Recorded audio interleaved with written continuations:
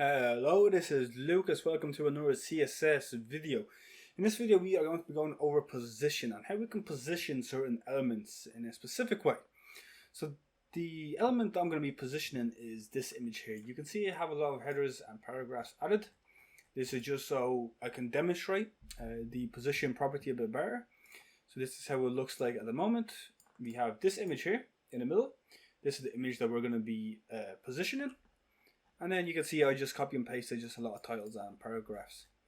Okay, so firstly, we need to specify what element we're going to be positioning. We're going to be positioning this image here, so we need to specify image. Now by default, the position is set to static, which means it just flows normally with the contents of the page. So if we do something like position, and then if we do static, this is set by default, so we don't actually have to set this. If you want your position to be static, there's no point of doing this because it's already static by default. What static does is, if you go back, it moves and is positioned the way any other element is positioned, and it moves the exact same way. So this one here, we don't have any CSS to set this title or the header and the paragraph. So by default, this is static, and this is the exact same thing. We have set this to static. We haven't set this to static, but by default, it's all static, and it just flows normally and it fits normally within the contents of our page that we have specified in our HTML. Now the other one that we can change static to is relative. And the reason, so what is relative? Relative is a way that we can position our element from its point of origin. So for example, so I have set this as relative. At the moment it won't do anything, but what we can do is we can set this as left, and we can do, let's say we do 50 pixels. What this is going to do is it's going to offset this image, so from this point here, it's going to move it 50 pixels. So if I refresh this, you can see it moves 50 pixels. But relative and another position that we're going to be going over, absolute, they're very similar. But the way the relative works is it moves 50 pixels whenever we use left to right, top, bottom. It will move that amount from wherever we have set it to. So we have set it here. That means is this image will move 50 pixels from the left of where it was originally, which was here. Okay. Now the next one that I'm going to go over is the next one that I wanted, which is relative. So if we not relative, sorry, absolute, right? Which is very similar, but if we do absolute here, we save that, and if we go back here, you can see that it's a bit different to what it was. Basically, whenever we set it to absolute, is we move it away from wherever we set it. So you can see that we have set this image here. By setting it to absolute, what it means is this image is no longer part of the default structure of the web page, and now this image here will set its position on its own. So these elements here will basically say this image here is absolute. It does not exist within the same structure that these elements here exist. So that means we're going to remove this, and these elements are going to act the exact same way as if this is not removed. So you can see that we have this image here, and it's set like this. It's set to absolute.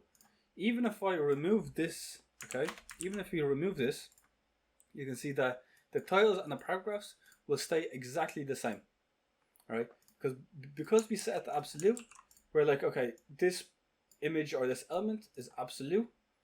We remove it from the original structure of how the web page is been. So what we can do is so we have this set as left. What I'm going to do is I'm going to set this to right, and I'm going to set this number here to 0. Now because I set this to 0, what this means is it will just move to the very right of the page, which is 0.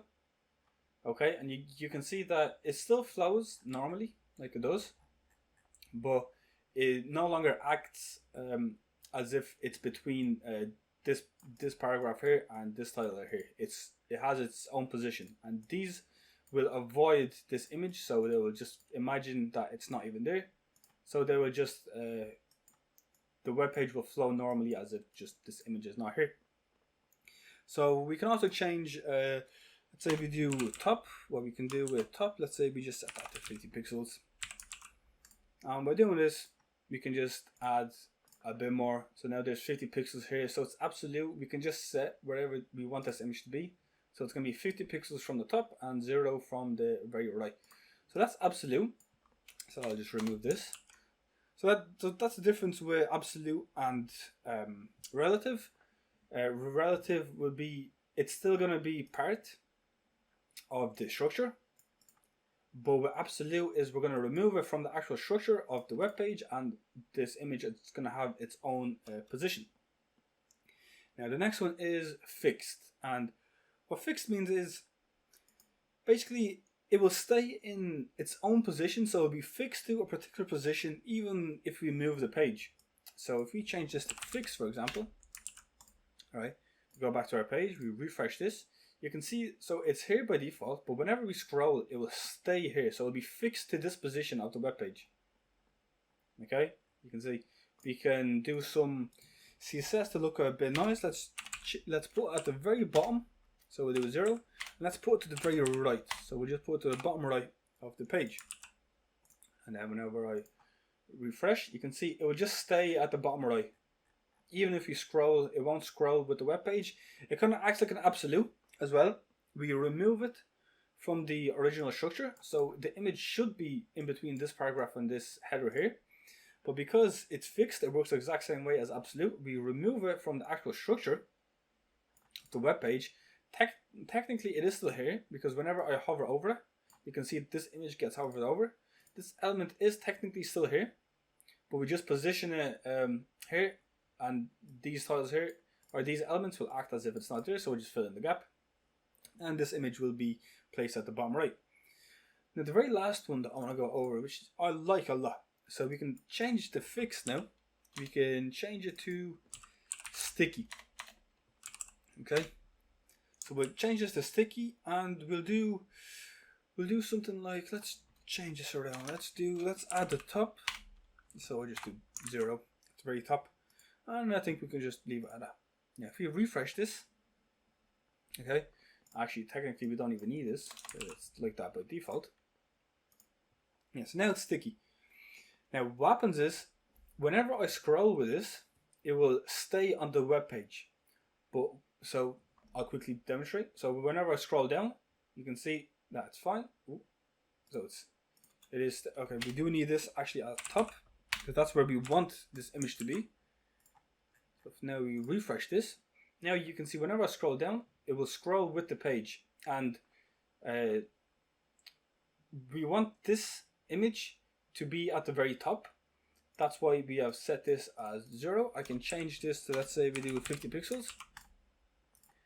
And then if you refresh this page, now whenever I scroll down, it will be 50 pixels from the very top, as you can see. But then whenever we go back to where it was originally, it will just stay there, and it won't go up to the very top. But this is why it kind of works like the fixed position, but it's just a lot nicer, I think. So that's about it for positions with CSS. I hope you enjoyed this video. I hope it helped, and I'll see you in the next one. Peace out.